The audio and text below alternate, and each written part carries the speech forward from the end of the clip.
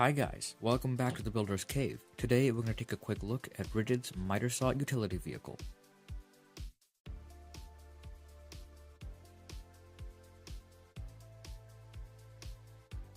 Let's first start off with assembly. So, let's start off by attaching the wheels first. What you first want to do is locate the axle bolts, which are right here.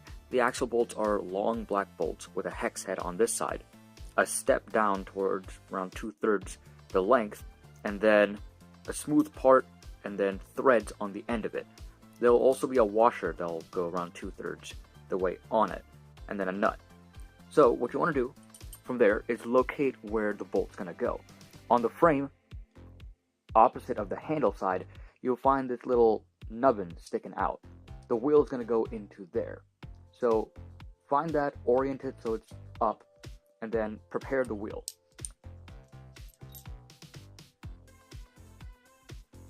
So here is the wheel. It's a large 12-inch wheel. What you want to do is you want to orient it so that the ribbing is towards the inside of the frame. Next, you want to get your bolt, take off the nut, take off the washer, and then you want to feed the bolt to the outside of the wheel, like so. Hold it there, and then put the washer on the other end. All of this then drops into the frame.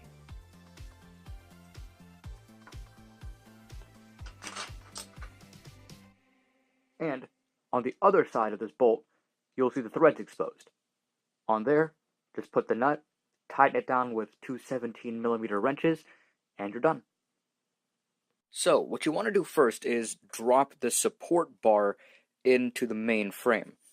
And this just slides right in. Like so. Next, align this hole with the hole on the frame by just sliding it down. And when it gets there, just stop. What you want to do from there is grab the rubber support foot and the bolt with the wing nut on it. And take off the wing nut.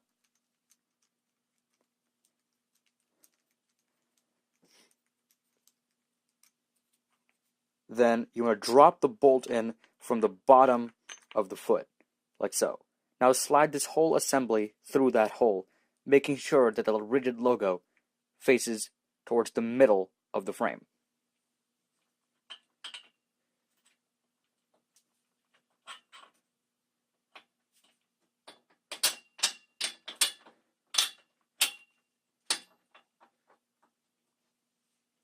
Once you push it through, you'll see part of the bolt sticking out from the hole, and then just thread on your wing nut.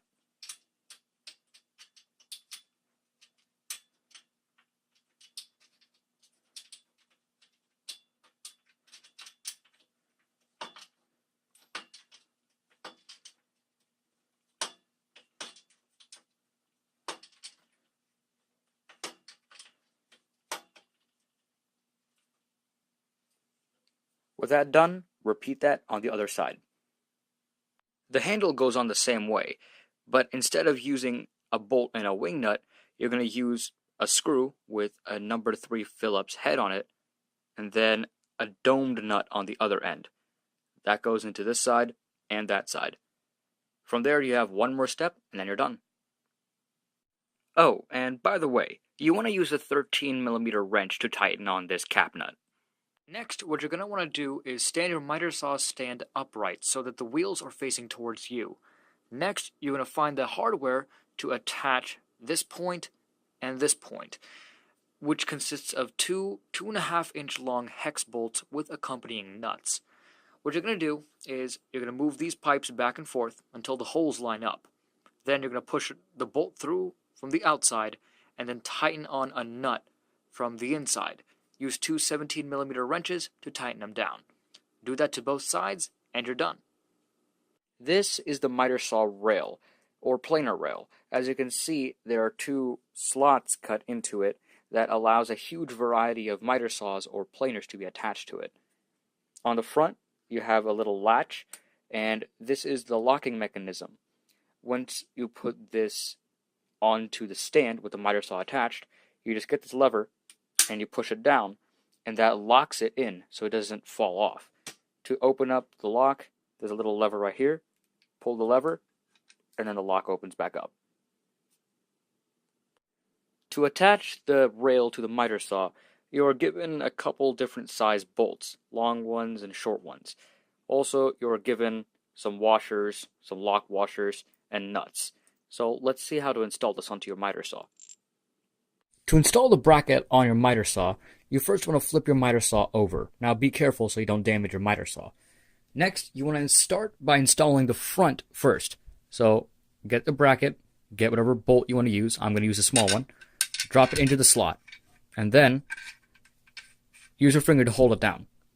Then get this whole thing and drop it into the front hole of your miter saw. Next, grab a washer and a nut. Put a washer first, then put the nut. And don't tighten all the way so this can still slide back and forth. Now slide it back and get your other bolt, which in my case is the long one now. Push it through.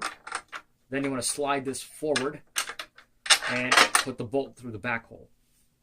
Next, get your washer. Put the washer on. Then get the split ring. Put that on. And last, you want to get your nut right here and tighten it down on the bolt. Now again, don't tighten these all the way. Just tighten them a little bit so this can still move back and forth so that you can adjust it properly to your miter saw. Do the same thing with the other rail. Next, flip your miter saw back over and tighten down the two bolts on either end. Make sure this rail is equal on both sides. As soon as you have that done, you're able to install this on your frame. To install your miter saw, I recommend you lay the frame down. This will make it much easier to install your miter saw and much safer, especially if you have a big one. All you'll do is just drop the miter saw in place and then lock down the levers.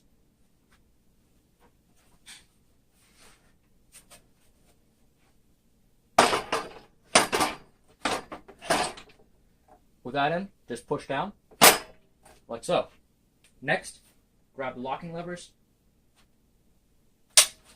and lock them down. And you'll hear a click when they're locked. That's basically it.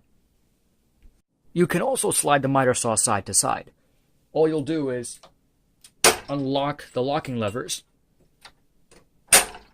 and then with a bit of a push, you can move it side to side. When you get where you like it, just lock it back down. With everything now assembled, let's get on with the review.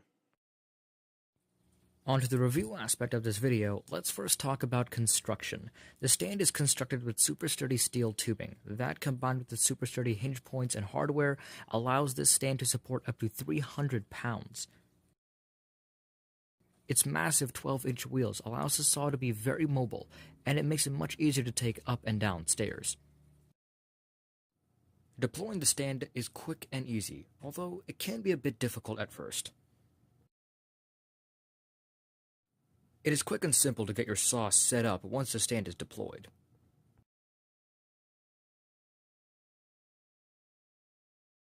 And when you're done, packing up the saw and taking it with you is a breeze.